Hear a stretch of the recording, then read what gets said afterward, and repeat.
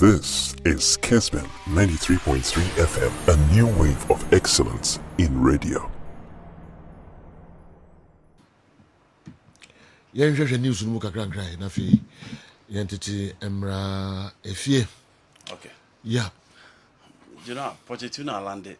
Yeah. Na ohwe nsem na odi atudwa na give hope. But na me hwe baby a Chelsea free ni baby o ma be doing in recent times. Now I thought he will come with the modest expectations. But it looks as if he's still following the trend. He knows the system only welcomes winners. System no and welcome mediocrity. System no and welcome progression. System no and welcome promise. The Chelsea system always welcome resource. Sahana Roman Abramovich ebeye fair team no. Why na adi ababi in there? Until no matter your level as a coach, you can be a World Cup winner, you can be a Champions League winner, you can be a proven winner at all platforms.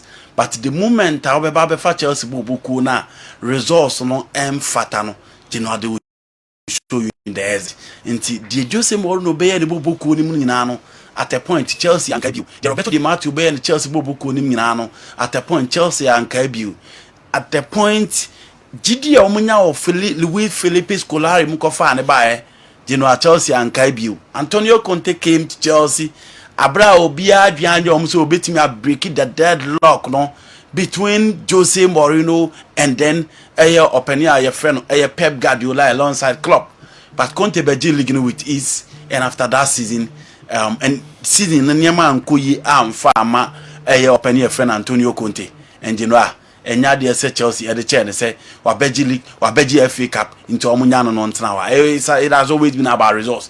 Yenhwe how Thomas Tuchel by a bit change the face of the Chelsea team in recent times and winning the Champions League. Abro mo realize said the omu here free ni ho no until for results ne ma no na enye popular decision for from the Chelsea corridors any reason na but Todd Bowley hesitate or going for coaches are politically na combat me attractive support no na omo etimi absan ba be added the inflating support to the Chelsea team, but still it wasn't enough for him. It also Lampard kwan, it also Graham Potter kwan, and now it is the turn of Mauricio Pochettino. Pochettino ye coach ya baby a way adwuma bia no apart from Paris Saint-Germain ade ba ko na obi hu e won nsa no one Genoa o improve players o mo ba ne squad him nti hwe adwuma okoye o Southampton. After Felipe Coutinho moving from Vasco da Gama to Inter Milan, huge prospect. Na Inter phone team nyusu ni ye no okofa no e de ne ba speed. Yenhwe adwuma or di Coutinho be ye in Spain.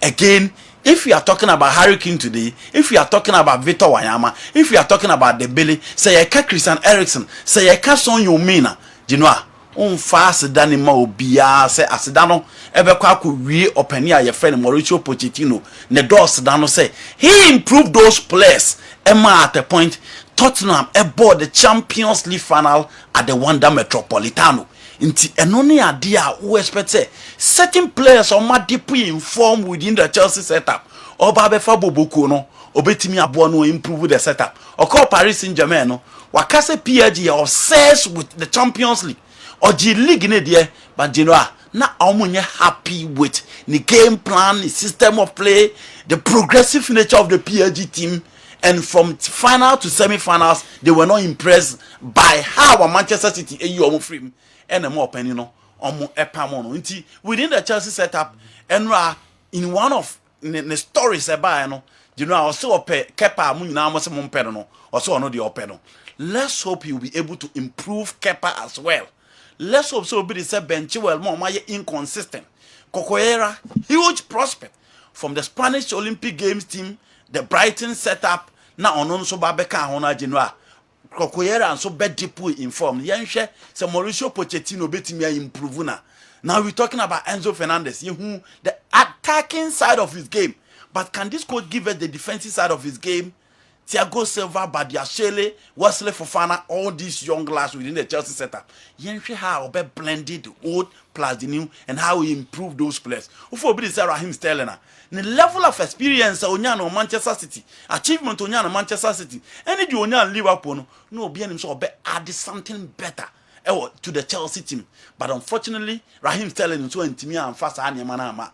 Let's hope Say coach betimi a revive Raheem Sterling. Conor Gallagher was exceptional for Crystal Palace.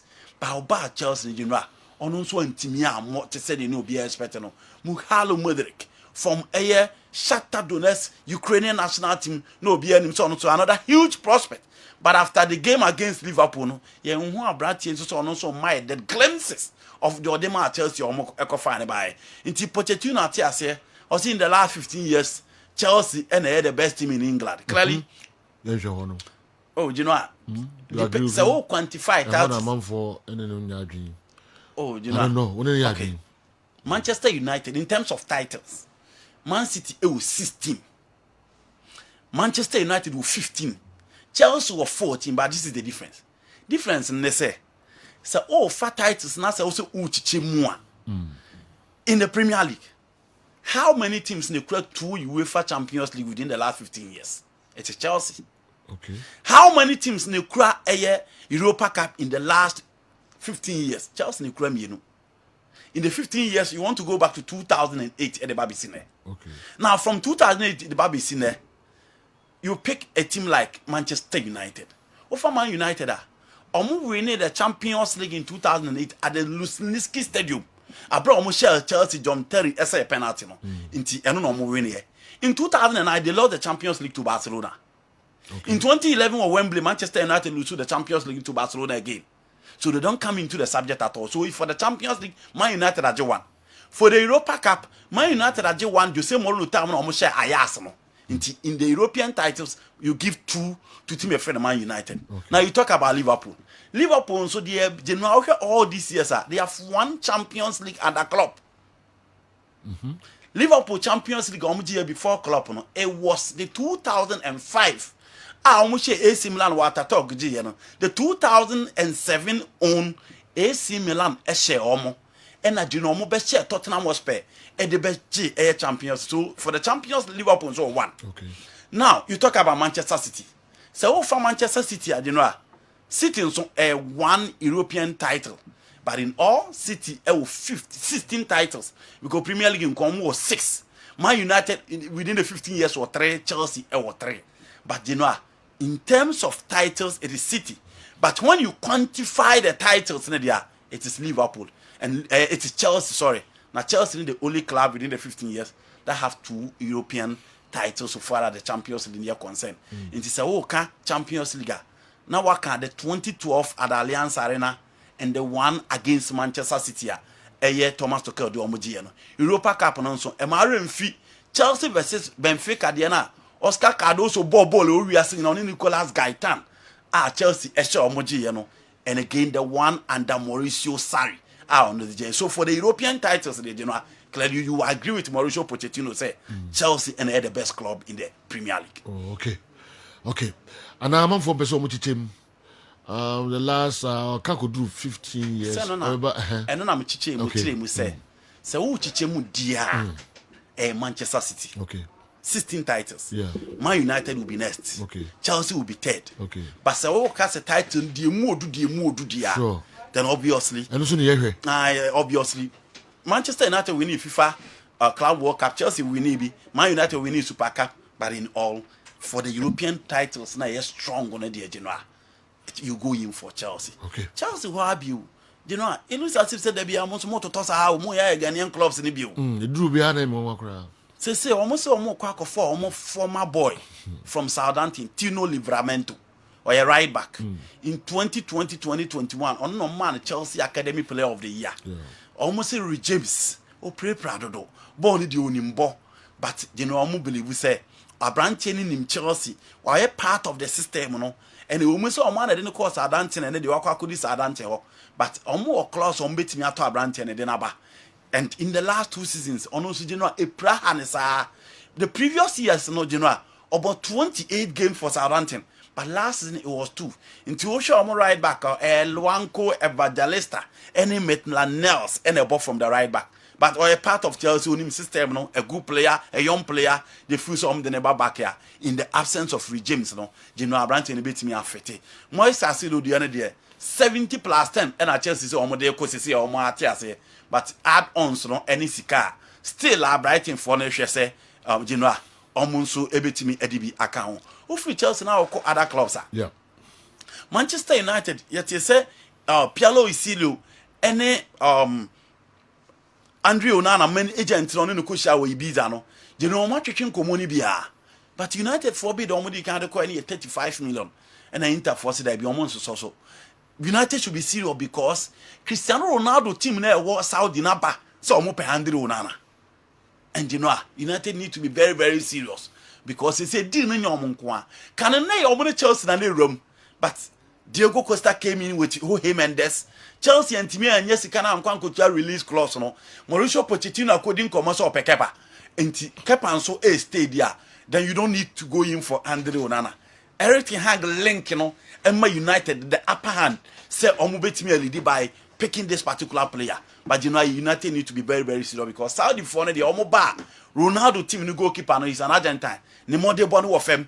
And omu ojide so omunya branti ba be ketim ne ho a ene ma betimi akoyi e de ama ayeti my friend Anase nti Man United will be bia Genoa they need to be quick. United who have you Randall Colomwani France ni branti a Genoa obia de kind no ball na e ka on Emiliano Martinez or ball no e the World Cup. Good young player and it is not easy so a young player now being at the French national team abo.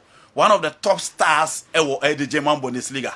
Ne chairman ababo ntin dia ababo tu just say 90 million no omo ka say omo dia to no so no so remu likiba French newspaper dia ababo tu just say akrake to ya order TVC ne chairman ne say dabi 90 no omo kan no say dia omo dia ba 70 million euros it is over 70 million euros dia obetimi akofa abrantie no aba bisia kan e dia ma one player o ma linking to Paris Saint-Germain and Manchester United yenim say PSG for airpay a forward and I say number 9 almost person anymore in the absence of Kylian Mbappe.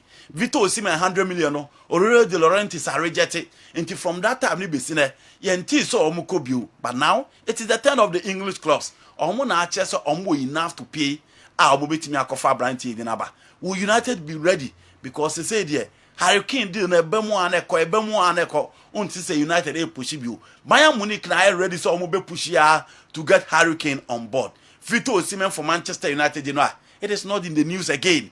You need some more chances to take over and beba and San Omakwa and I say Omubeko for this particular player.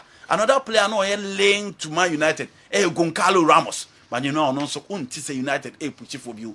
Messi ma on deal no na omawie and Andrew Nana so stories and na uguswa ete. It looks as if say United dinwa sikasem ene enyema how omo dey take over as well and so delay omunya. But they will need quality before they can compete in the EPL. Arsenal. You know, Arsenal, so yate around FN Julian Timbers, they say, Oma agree. And Abasa Granel Xhaka finally 21 million euros from Bayern of Leverkusen or Corner Kusina can obey arena. Mirika Bekan say after the season, and I know the wife man aware say season we by we almost go back to Germany because ordinarily just Obeka Germany bill. Until no matter the performance and Granel Xhaka Edema Arsenal and one of the standout seasons when you the Premier League this particular season. But you know Arsenal have thought new mate for that. That is not to say those players coming on board are better than him.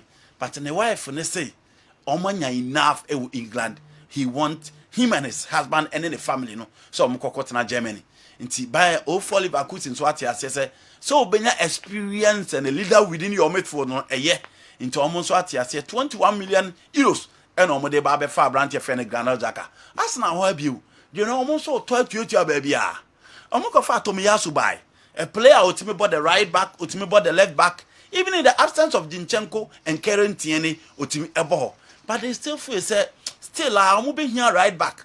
I'll bet me I compete with Ben White here because Tomiyasu and Timmy Nessa Jumano. Into almost central defense, I say, you know, I'm going to me right back. Into Omako RB Leipzig. So mo pe abranti a friend Benjamin Hendrick. Obi e won hu sa abranti na Genoa. Omo so omumra na abranti no nso mfa machine fa fa mu omo na on hwese ne ma betimi akoya. Manchester City ena Genoa omo nso dia eba ene se yenya ntie se Bernardo Silva still Saudi for ne ha no. Na na no ye be kan sika omo so omo de be ma no in just a month. Eba be to odwa. E ma Bernardo Silva e ho na Genoa oni ne nkrofo edi eho abombo Manchester City still enim the stand say ya. It is all share. Deal so by right Mahrez ho said you know ono nso nkona nkonkosi aka e Saudi. But according to Pep Guardiola, any the leaders of Man City, almost say Abranti or Montimi on the final decision. Sankoma on the final decision so better na dia. Any nan komu beja Mahrez mu say onkonkosi aka e Saudi. But as it stands now, Bernardo Silva is quite on kana se munchiro bia. Yenim say deals from PSG and other areas about on board. But you know Saudi for the na big. Will Manchester City lose these two players? Oma add a lot to their setup.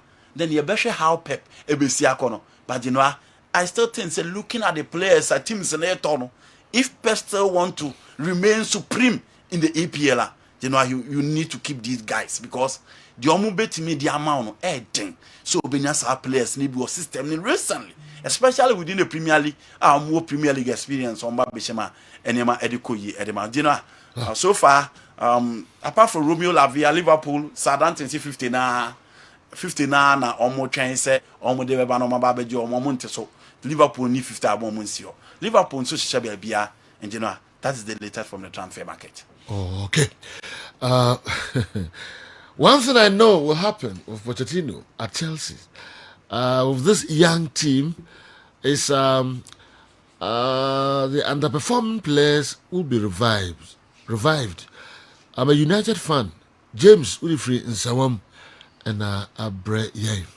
Okay. Chief Franco Naro. General. Say yeah. Oh, nyame adom bibia fine. And then you pass it. Yeah. Na and then what tension him say unco foreign bibri. Oh no. In share any bibia sa. I think that Manchester take over no people someone more. General. Yeah. Akonko. No nyumre na me follow Ferdinand. I will vibe with 5. Okay. The YouTube channel no. Nana OTZ say detailed information I share very soon.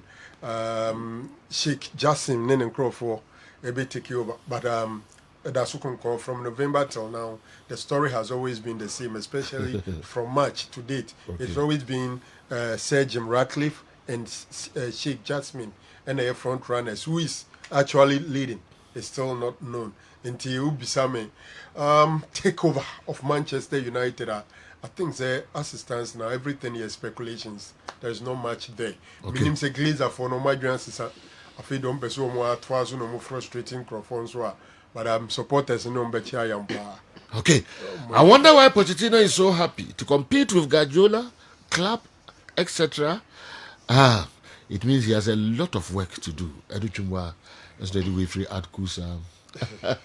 Bantuma Abre. But you know, I think Arsenal and Abre. And the name bisa me say 105 for Declan Rice, now the total 88.5 million pounds for Real Madrid Triadema Jude Bellingham. Obekasa Madrid are a better business. I think look at Jude Bellingham. Oh yes. The age, his achievement, his talent and everything.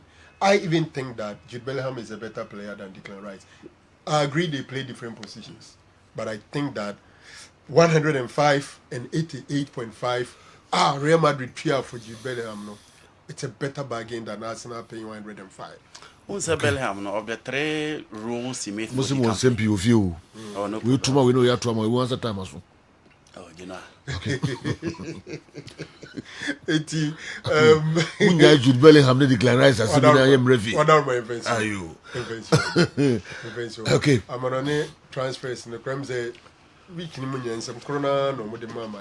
So okay. Events. Okay.